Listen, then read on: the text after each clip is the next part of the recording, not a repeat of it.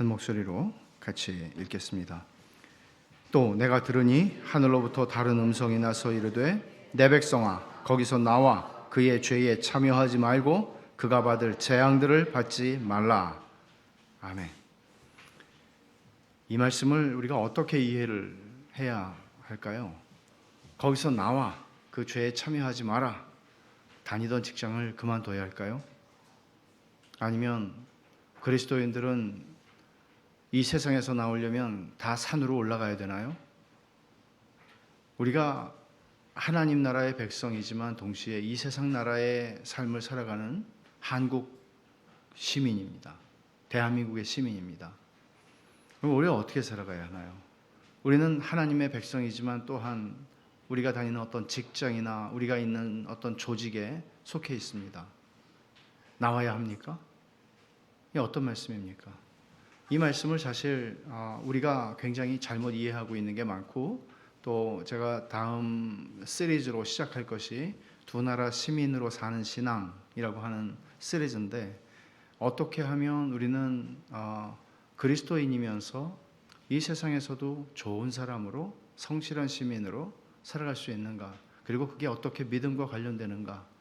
교회에서만 잘하는 것이 아니라 우리의 삶이 속해 있는 모든 영역 속에서 우리가 어떻게 그리스도인으로 믿음을 가지고 살아가는 것인가 하는 문제들은 굉장히 중요합니다. 근데 이제 이 말씀은 자칫 잘못 들으면 요한일서 2장에서 사도 요한이 얘기한 것처럼 너희는 이 세상과 세상에 있는 것들을 사랑하지 말라. 그러면 이 세상과 세상에 있는 것들이 죄다. 이 세상과 세상에 있는 것들인데 우리 어떻게 살아야 하는가?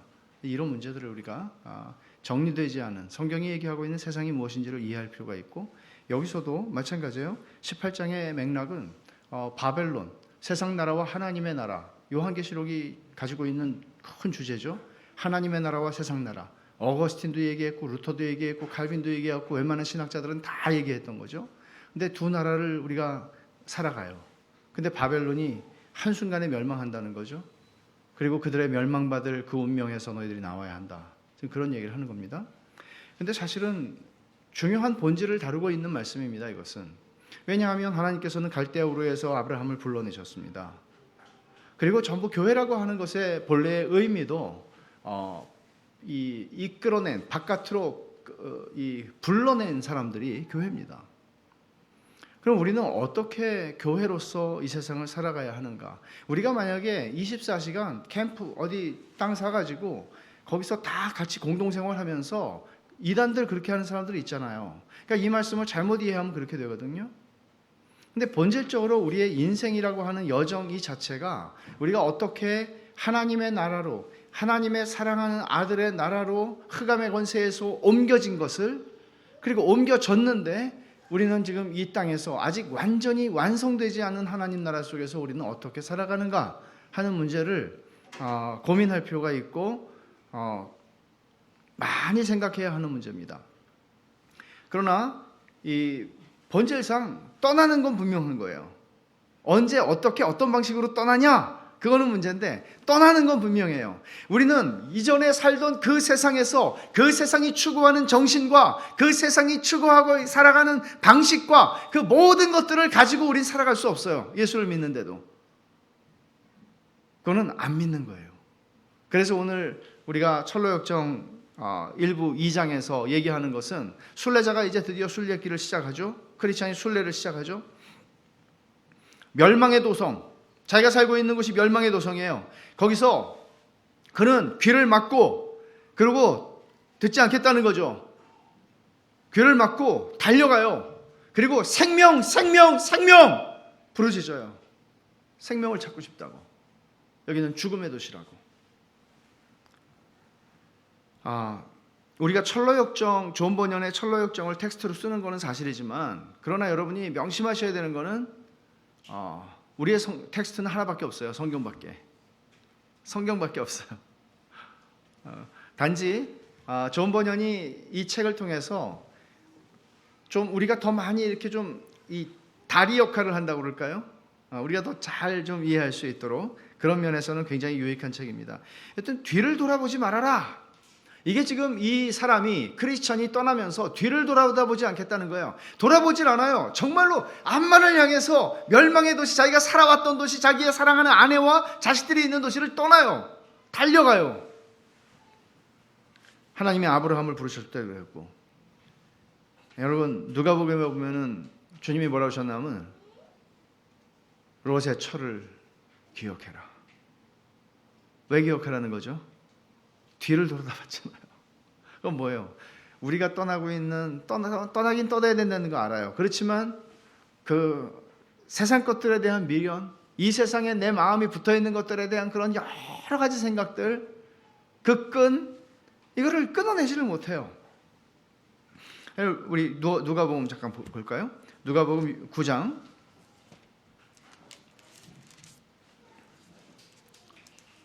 62절.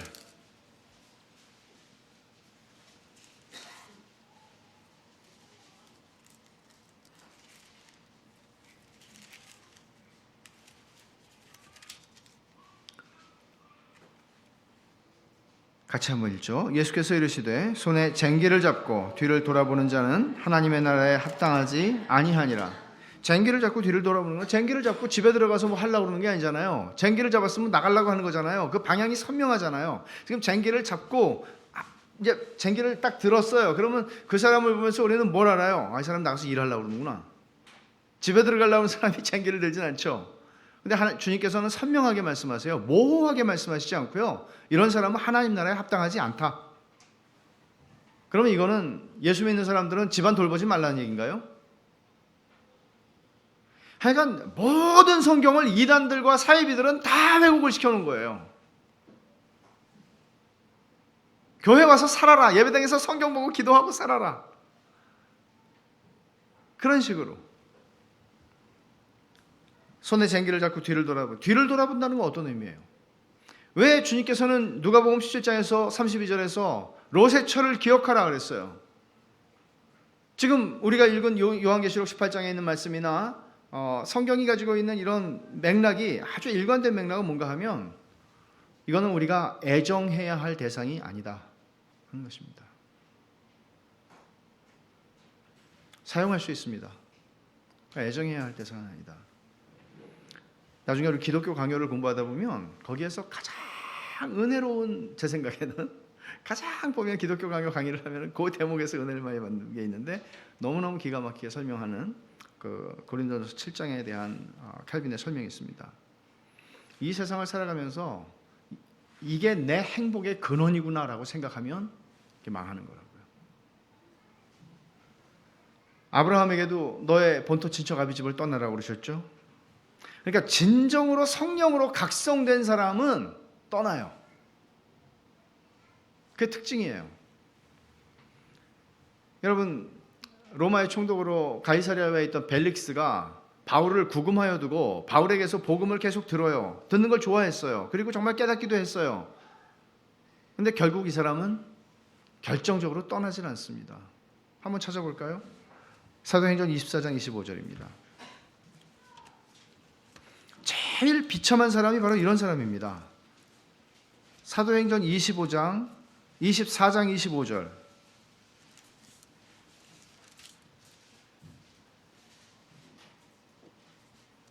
제가 24절부터 읽을게요. 수일 후에 벨릭스가, 이 사람은 로마의 총독으로 가이사랴에 와 주둔하고 있는 지금 제일 높은 사람입니다. 그 안에 유대 여자 드루실라와 함께 와서 바울을 불러 그리스도 예수 믿는 도를 듣고는 복음을 들은 거예요. 바울이 의와 절제와 장차 오는 심판을 강론하니 벨릭스가 두려워하여 대답하되 지금은 가라. 내가 틈이 있으면 너를 부르리라 하고 동시에 또 바울에게서 돈을 받을까 바라는 거로 더 자주 불러 같이 이야기하더라. 수도 없이 복음을 들은 거예요. 이 사람은 자기가 원하면 감옥에서 꺼내가지고 와서 복음 얘기하라고.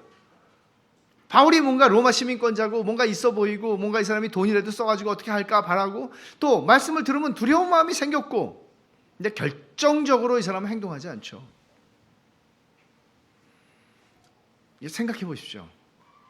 대사도 바울에게 그 한동안의 시간을 옆에 두고 개인 레슨을 받을 수 있는 그런 시간이 누구에게 주어졌습니까? 근데 이 사람은 그 기회를 다 놓쳐요. 크리스천이 여기 뛰어간다는 말이 6번 나와요.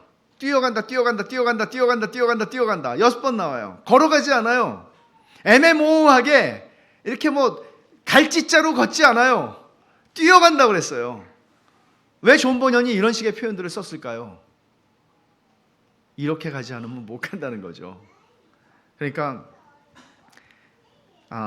절박하고 간절한 심정을 보여주고, 그것은 그가 외치는 바 생명, 생명, 영원한 생명, 그러면서 뛰어가는 거예요. 그리고 손가락으로 귀를 틀어 막았다고 존 번연은 쓰고 있어요.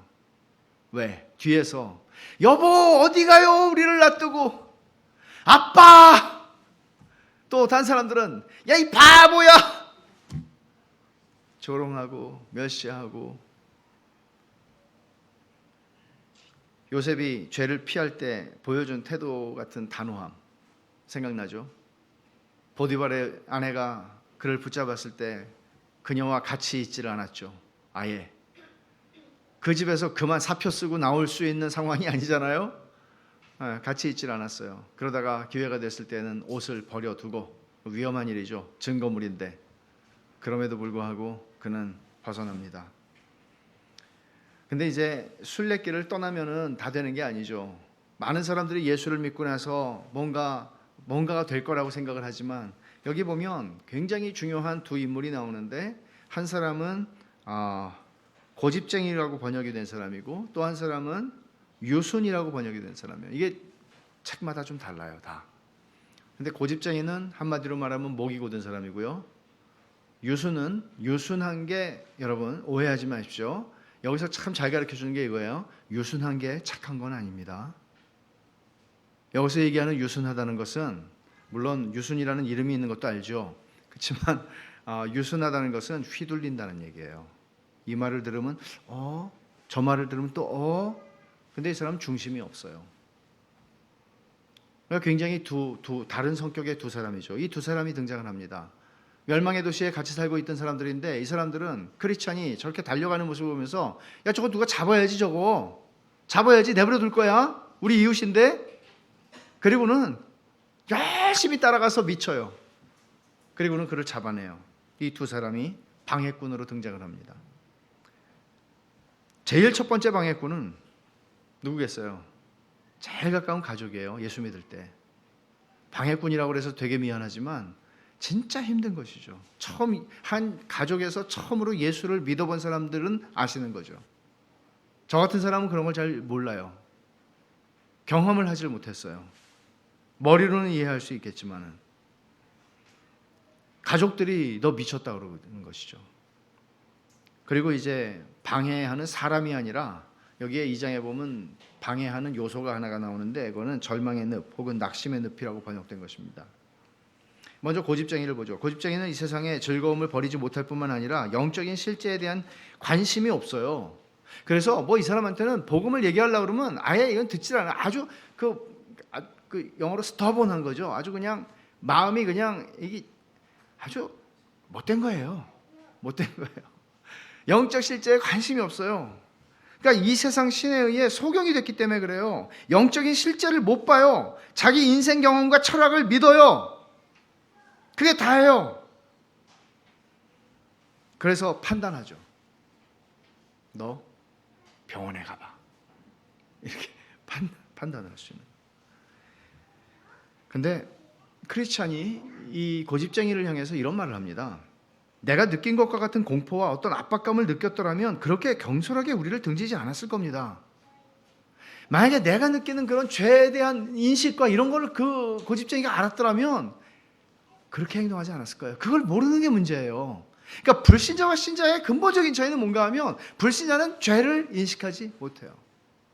죄를 인식하지 못해요.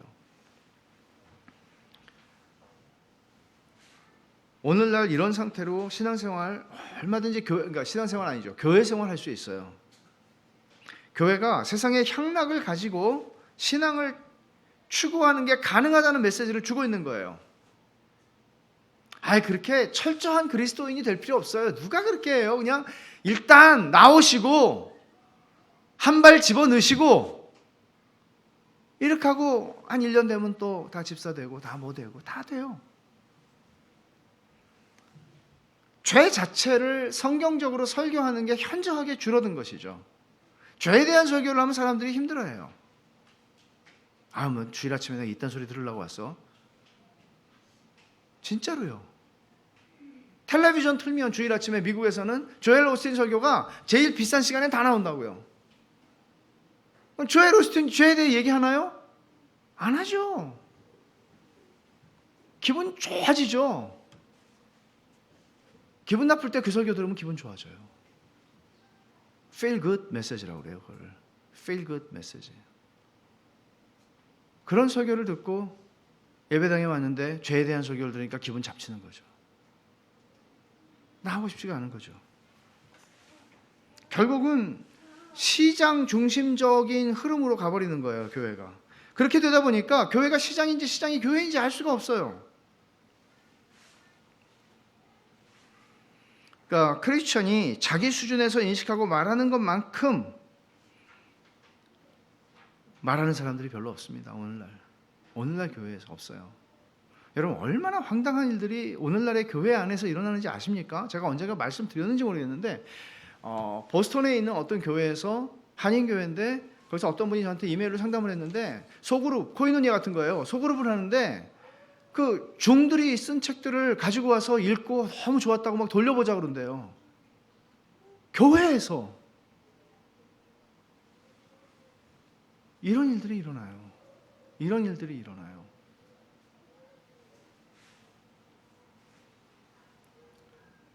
왜 교회가 이렇게 되는가 하면 고집쟁이가 떠나갈 게 두렵기 때문입니다. 이렇게 하면 고집쟁이는 떠나가는데 문제는 교회 안에 고집쟁이의 비율이 많거든요. 고집쟁이 다 가면 어떻게 해요? 이 고집쟁이 이런 사람이고요. 유수는 전형적인 일시적인 믿음의 소유자로 중간에 신앙을 포기하는 사람이에요. 돌밭에 비유할 수 있어요. 처음에 막 뜨거워요. 너무 기뻐해요. 근데 금방 떠나가요. 왜? 뿌리가 없기 때문이죠. 그의 태도는 신앙적인 것처럼 보여요. 처음에 영적인 실제에 대한 관심을 굉장히 많이 나타내 보이고요. 도중에 크리스찬에게 물어보는 걸 보면은요, 집요해요. 계속 물어봐요. 천국은 어때요? 그렇군요. 빨리 가고 싶어요. 걸어가지 말고 뛰어가면 안 될까요? 얼마나 믿음이 좋아 보입니까? 크리스찬이 뭐라고 얘기를 해요? 거기 가서 우리가 얻게 될 게 뭐예요? 보세요. 얻게 될 거에 관심이 있죠, 이 사람이. 그러니까 크리스찬이 뭐라고 대답하니까 썩지 아니하고 더럽혀지거나 쇠하지도 아니하는 기업을 얻는 것이랍니다 라고 대답을 하죠. 영원히 멸하지 아니할 아름다운 왕국, 영원한 생명이 있답니다. 머리에 영광의 면류관, 궁창에 태양처럼 찬란히 빛날 아름다운 의복을 입혀주신답니다. 울음과 슬픔과 눈물이 없는 삶이랍니다. 모든 피조물, 천사들, 성도들과 더불어 하나님 앞에서 사는 삶이죠. 이게 크리스찬의 대답이에요. 너무너무 좋아해요, 유순이 이 말을 듣고. 문제는 뭔가 하면 유수는 천국을 육신적이고 물질적인 차원에서 이해하려고 하고 있다는 거예요. 접근 자체가. 그는 계속 무엇을 얻을까에 관심을 가지고 물어봐요. 대표적으로 번영의 신학이죠. 번영신학. 예수 믿고 복 받는다는 것, 예수 믿고 부자 되고, 예수 믿고 건강하고, 예수 믿고 문제 푸는 것이죠. 번영의 복음은 유순과 같은 일시적인 신자들을 양산할 수밖에 없고, 이런 사람들은 언제나 일시적인 믿음에 그치게 돼요. 일시적인 믿음이에요. 한철 뜨거운데 금방 식어요. 이 경우에는 예수님을 믿고 치러야 하는 대가가 오거나 내가 십자가를 져야 하거나 자기를 부인해야 하는 자리에서는 가고 싶어 하지 않습니다. 더 이상. 주님은 너희가 나를 따라오려면 자기를 부인하고 자기 십자가를 지고 따라오라고 그랬는데 그런 메시지를 그들에게는 줄 수가 없습니다. 이 사람들은 아직 연약하기 때문이라고 얘기하죠. 아직 어린 신자기 때문에 그런 얘기를 하면 안 된다고 얘기를 하죠. 그러나 여러분 보세요. 주님은 당신을 따라오는 허다한 무리가 있을 때 그들에게 얘기하신 게 누가복음 14장에서 그들에게 얘기하신 게 바로 이것이었습니다. 너희가 계속 나를 따라올 거면 자기를 부인하고 십자가를 지고 따라와라. 고급 신자들이 아니라, 어느 정도 제자 훈련이 끝난 신자들이 아니라 따라오는 사람들에게 얘기했습니다. 그러니까 우리는 그들을 어린 신자이기 때문에 안 된다고 그러지만, 성경은 유순도 그렇고 고집쟁이도 그렇고 어린 신자라고 말하지 않고 불신자라고 말합니다. 굉장히 이 부분은 중요한 부분입니다. 그걸 선명하게 드러내고 있는 것이죠. 철로 역정에서는. 이 사람은 천국의 복락에 대해서 들을 때 기뻤지만 문제는 죄를 인식하는 성령의 사역이 없었다는 것입니다. 이 사람에게는 한 번도 크리스찬이 지고 가는 짐에 대해서 관심이 없었어요. 지금 크리스찬은 지금 죄짐의 보따리를 지금 짊어지고 가잖아요. 근데 자기는 가벼워요.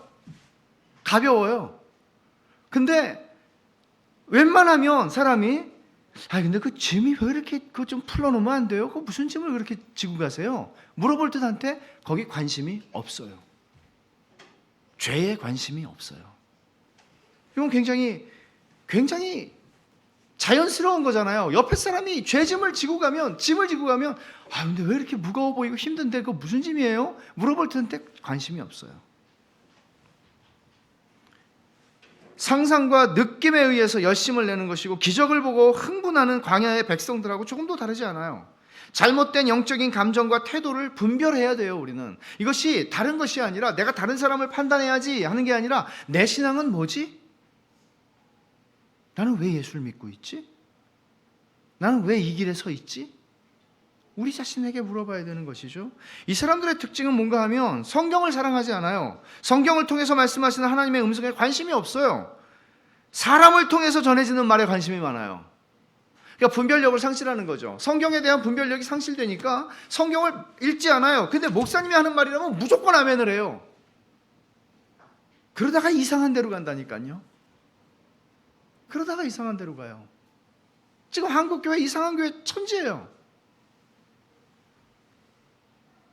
사람을 따라요. 그러니까 크리스찬을 따라가는 거지 주님을 따라가는 게 아니라고요. 이 사람은 질문도 많죠. 대답도 다 들어요. 그리고 여전히 크리스찬이 믿는 그 책에 대한 믿음을 근데 가지질 못해요. 관심은 많은데 그러니까 이런 게 있죠. 선악과는 왜 만들어졌을까요? 천국은 정말 있나요? 지옥은 어때요? 그리고 예수 믿으면 정말 기도하면 다 들어주시나요? 굉장히 영적인 질문들입니다. 그러나 실제로는 그것이 하나님 자신에 대한 관심은 아닙니다. 되게 그러니까 참된 믿음이 없는 것이죠.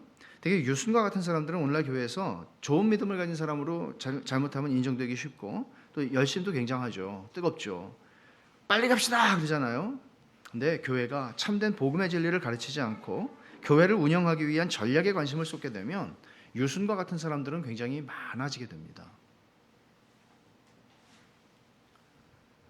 세 번째로 우리가 볼 것은 절망 혹은 낙심의 늪인데 이상해요. 이제 가다가 이제 고집쟁이는 돌아섰어요. 안 따라가. 우리 갑시다. 그러는데 유순이 또 모르잖아요. 들어보니까 또 말이 되는데 유순이 따라가기 시작했어요. 그리고는 크리스찬하고 유순이 이제 동무해서 둘이 가는데 막 즐겁게 가다가 늪에 빠졌어요. 희한한 건 늪에 빠지는 경험은 둘 다 동일하게 했는데 두 사람의 반응은 전혀 다르다는 것입니다. 유순에게 이것은 마귀의 유혹이 돼서 그를 넘어지게 만들었던 반면에 크리스찬에게는 믿음의 시련과 연단이 돼서 더 견고한 믿음으로 나아가는 경험이 됩니다. 여러분들도 마찬가지 아닙니까? 예수님을 믿고 살아가면서 우리에게 고난이 오거나 어떤 환난이 오거나 그럴 때 그걸 통해서 우리가 시험에 잔뜩 들어가지고 예수 믿어가지고 생기는 거 하나도 없어, 도움되는 거 하나도 없어, 그렇게 하고 주저앉아 버릴 수도 있고 돌아갈 수도 있어요. 근데 그것이 믿음의 연단이 되어서 우리의 믿음을 더 정결하게 하는, 순전하게 만드는 그런 요소가 되는 일들이 허다합니다. 참된 신앙과 거짓 신앙의 차이라고 볼 수가 있을 것입니다. 왜 이 사람들이 낙심의 늪에 빠지게 되었는지를 이렇게 이야기합니다. 분명히 깊은 수렁이 가까이 있는 것을 봤다고 그랬습니다. 그런데 유순과의 대화에 정신을 쏟다가 말 많이 한 거죠. 기도를 거의 하지 않고 영적으로 깨어있지 않았기 때문에 빠졌다. 이런 뉘앙스를 존 번연은 주고 싶어 합니다. 이거예요. 사람들하고 만나서 교제는 정말 많이 해요. 즐거워요. 근데 그 삶 속에 기도가 없어요. 하나님을 만나는 일이 안 일어나요. 사람들 만나서는 그렇게 말이 청산유소인데 하나님하고 얘기하려면은 단 5분도 얘기할 수가 없어요. 할 말이 없어요. 하나님하고는. 빠졌어요. 그래서 근신하라 깨어라 하는 말씀드리는 것이죠. 두려움에 몰려서 다른 길로 도망하려다가 또 빠졌다. 두려워하는 마음 하나님 주신 마음이 아니다. 그렇게 얘기하죠. 디모데후서에서. 낙심의 늪에 빠질 때 신자가 어떻게 해야 됩니까? 유수는 어떻게 하는 걸 보세요. 굉장히 이게 재밌는데 이 책을 가만히 저도 사실은 가르치려니까 이렇게 읽지. 제가 언제 이 책을 이렇게 읽겠어요. 훌딱 2시간도 안 걸려서 읽을 건데 잘 살펴보면 유수는요 자기 집 쪽으로 그 늪의 가장자리로 기어가요. 근데 이 크리스천은 자기 집에서 반대 방향의 가장자리로 기어가요. 굉장히 달라요, 이게. 굉장히 달라요. 그래서 결국은 유수는 늪에서 나와가지고 자기 집을 향해서 가게 되고, 크리스천은 자기가 가던 그 길, 순례의 길을 계속 걸어가게 되는데, 이 절망의 늪에서 신자는 죄와 멀어지려고 애쓰는 그 마음, 신앙의 도리를 저버리는 방향으로 행동하지 않으려고 하는 태도를 보여주고 있는 것이죠. 그러니까 정말 내가 오늘도 여러분 생각해 보세요. 오늘 여러분들이 어떤 일을 겪었을 수 있어요.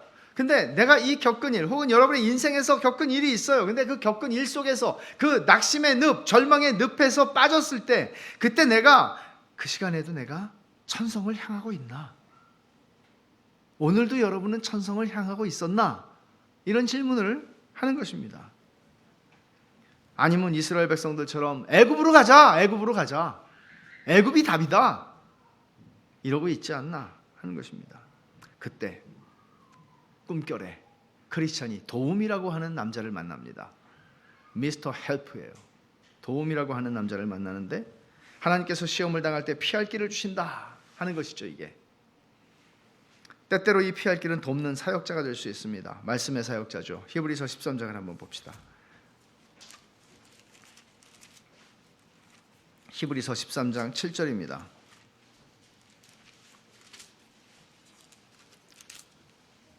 같이 읽어볼까요?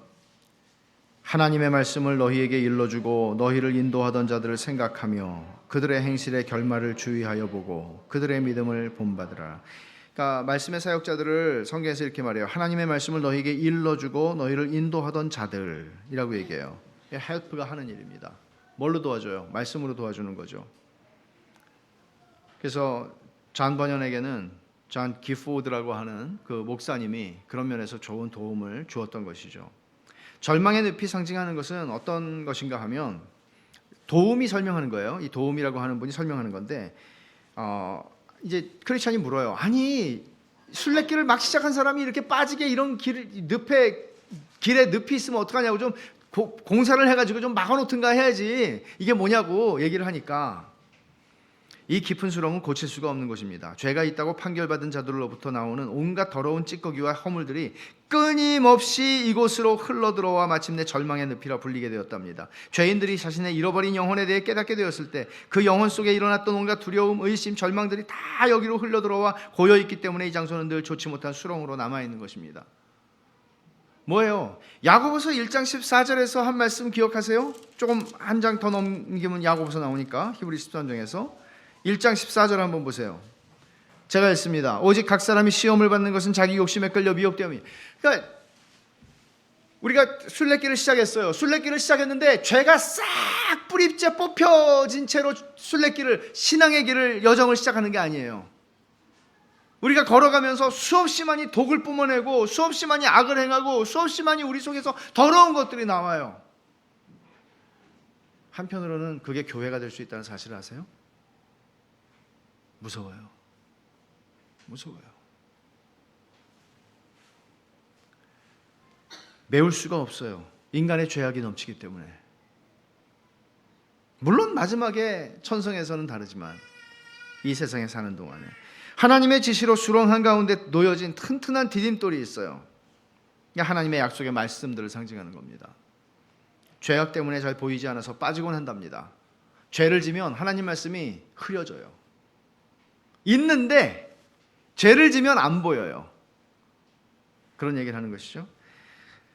절망의 늪에서 빠져나온 후에 유수는 집으로 돌아가는데 성경에 의존한 적이 없고 사람의 말에 의존해왔기 때문에 크리스찬이 흔들리니까 모든 게 다 무너져 버린 거예요. 이 사람이 확 버럭 화를 냅니다. 당신이 여태껏 내게 말해준 행복이라는 게 바로 이런 것이요? 천국의 좋은 것들만 얘기했는데 이런 것이요? 버럭 화를 냅니다. 아까 얘기했잖아요. 유순한 게 착한 거 아니라고. 유순한 사람도 성질이 있어요. 버럭 화를 내는 거예요. 버럭 화를 내요. 영적 실제를 현세적인 행복의 개념으로만 생각하는 사람은 고난이 올 때 다 드러나요. 고난이 올 때 다 물러간다고요. 떨어진다고요. 이 사람이 그동안 보여준 신앙이라고 하는 것은 결국 거짓 신앙이라는 것을 스스로가 드러낸 것입니다. 한편으로는 교회 안에서 모든 것들을 누렸습니다.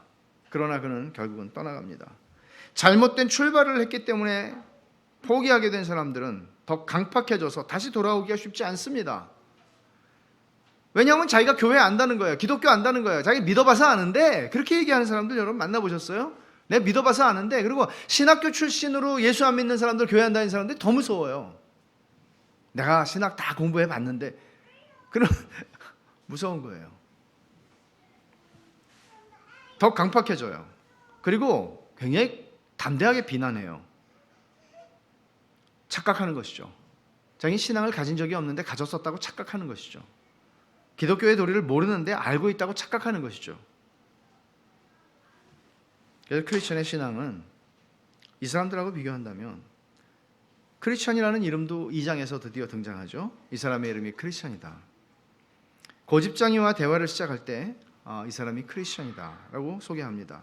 이 대화 속에서 크리스천은 자기의 정체성을 드러내기 때문이에요. 크리스천은 누구냐? 순례자다. 크리스천은 순례자다. 여행자다. 나그네다. 거류민이다. 이렇게 얘기를 하는 겁니다. 베드로 사도는 흩어진 나그네들에게 편지한다고 얘기했지만 실제로 나그네였기 때문이기도 하지만 실제로 그 그리스도인의 정체성이 나그네이기 때문에 나그네들에게 편지한다고 얘기를 한 것입니다. 그리고 성경 전체를 보면 우리는 이 하나님 나라의, 제가 다 다음 주에 할 설교예요. 하늘 시민, 우리의 하늘 시민권이 하늘에 있다고 그랬잖아요. 그럼 여기는 뭐예요? 주민등록증 있잖아요. 여긴 뭐예요? 영주권이에요. 영주권이라는 게 아시죠? 영원히 사는 건 아니에요. 영주권 말고 비자예요, 비자. 우리 비자 받고 사는 사람들이에요. 그러니까 주민등록증을 보실 때 이게 비자다. 죽을 때까지 있는 비자다. 이렇게 생각하시면 돼요. 그럼 우리는 거류민이고 나그네입니다. 마치 이스라엘 백성들이 바벨론에 붙잡혀 갈 때에, 그 땅에 갈 때 예레미야가 뭐라고 그랬죠? 야, 너희들 조금 있으면 돌아오니까, 70년만 참으면 돌아오니까 아무것도 하지 마. 그냥 놀다가 와가 아니라 거기서 너희들 일하고 농사 짓고 아이들 잘 기르고 장가 시집 보내고 거기서 영원히 살 것처럼 살아.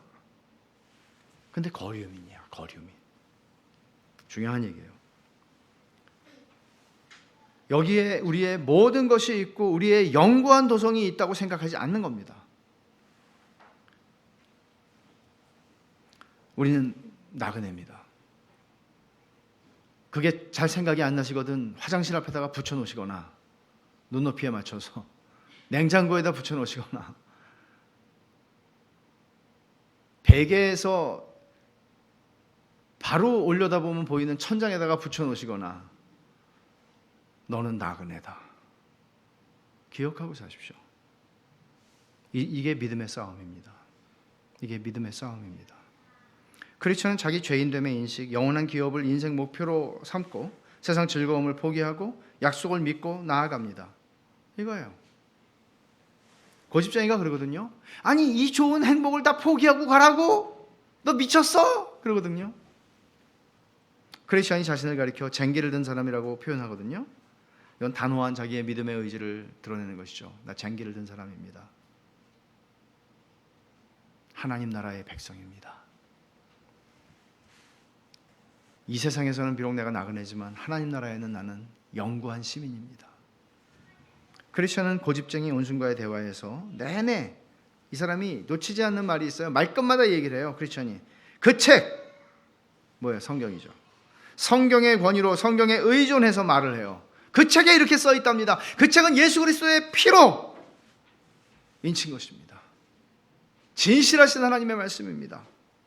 크리스천의 믿음의 근거는 종교개혁자들의 모토대로 오직 성경, 솔라 스크립투라, 오직 성경.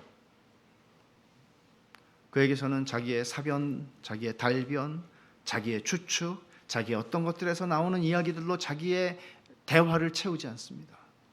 하나님의 말씀에서 나오는 겁니다.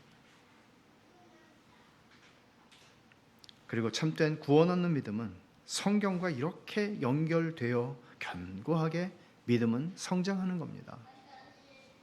그러니 여러분, 우리가 하나님의 말씀을 얼마나 우리가 부지런히 읽어야 하고 또 배워야 하고 하겠습니까? 그것이 신앙이 자라가는 것입니다. 그것이 없이, 지식이 없이 신앙은 견고해지지 않습니다. 그것이 여러분들의 기도가 되고 그것이 여러분들의 삶 속에서 여러분들의 말에 하나님의 말씀이 숨겨져 있고 드러나 있고 흘러가고 있고 하나님의 말씀이 여러분의 입에 가득하게 되고 하나님의 말씀이 여러분의 생각을 채우고 그렇게 되는 것입니다. 이런 은혜를 우리가 하나님 앞에 구해야 할 것이고, 우리는 고집쟁이나 유순과 같은 사람들을 보면서 우리의 신앙이 어떤 자리에 있는가 하는 것을 또한 살펴야 합니다. 그리고 우리의 인생에서 가끔 만날 수 있는 절망의 늪과 낙심의 늪과 같은 이런 곳에서 나는 과연 어떤 태도를 가지고 있는가? 애굽으로 돌아가자. 고생하기 싫으니까가 아니라 이 고생을 하면서도 여전히 나는 천성을 향하여 내가 가려고 하는 저 빛이 보이는 그 방향을 향해서 나는 허우적거리더라도 기어가더라도 나는 그 방향을 오늘도 바라보고 천성을 향하고 있는가? 이것이 대단히 중요한 것입니다. 그리고 여러분들이 그렇게 살아가실 때, 여러분들의 삶의 모든 형편과 처지와 상황에서 그렇게 살아가실 때 여러분들은 옆에 있는 사람들에게 굉장한 일을 하시는 겁니다. 옆에 있는 사람들에게 굉장한, 낙심하고 있는 사람들에게 그들의 낙심을 깨트리고 그들에게 격려와 힘을 더해주는 것입니다. 그렇게 우리는 철로 역정을, 주님은 모두가 다 철로 역정을 가는 것이지만 특별히 이 지역교회라고 하는 교회를 통해서 함께 격려하고 그 길을 걸어가도록 하나님이 우리를 부르신 것입니다. 그러니 여러분, 옆에 있는 사람들을 돌아보십시오. 얼마나 귀한 사람들입니까? 그러나 유순과 같은 모습으로 우리는 그 길을 끝까지 못 갑니다. 그리고 유순과 같은 사람들은 자신의 인생도 나중에 돌아가니까 자기 마을로 돌아가니까 사람들이 비웃었죠. 야, 너 어떻게 사나이가 말이야. 그런데 우리나라 사람들이 하는 말이에요. 사나이가 말이야. 너는 칼을 뽑았으면 끝까지 봐야지. 어떻게 가다가 돌아와.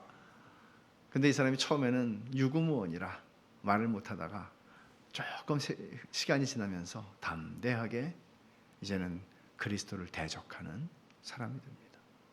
무서운 것입니다. 그래서 우리가 같이 그 길을 격려하며 함께 가는 것, 함께 길동무가 된다는 것, 소망이 되고 소망을 만나게 되죠. 나중에 믿음을 만나게 되죠. 순교하게 되지만 그런 동료가 된다는 것, 엄청난 것입니다. 기도하십시다. 하나님 아버지, 감사합니다. 우리가 지금 살고 있는 이 세상은 영구한 도성이 아니오, 저희들은 인생이라고 하는 시간을 살면서 영원한 도성, 하나님께서 지으신 성에 있는 영원한 도성을 바라보며 살아가는 사람들인 것을 알고 이 땅에서 나그네와 거류민으로 살아갈 수 있는 믿음을, 그 정체성을 가지고 살아가도록 믿음을 주시옵소서. 하나님 아버지, 그저 유순과 같은 태도로 주님을 따라갈 수 없음을 분명하게 가르쳐 주시고 깨닫게 하여 주셔서 저희의 믿음은 아주 겨자씨만큼 작을지라도, 보이지 않을 만큼 작을지라도 참된 믿음이어서 시간을 통하여 더 견고해지고 큰 믿음이 되고 흔들리지 않는 믿음이 되고, 하나님께서 우리의 믿음을, 그 참됨을 시간을 통하여 증명해 주시는, 그리고 그로 말미암아 우리의 철로 역정을 함께 걸어가는 동료들에게 격려와 힘을 더해 줄 수 있는 주님, 그런 복된 인생들이 되게 하시고 마침내 천성에 함께 기쁨과 영광과 감격으로 들어가는 그날의 영광을 누리게 하여 주시옵소서. 예수님의 이름으로 기도하옵나이다. 아멘.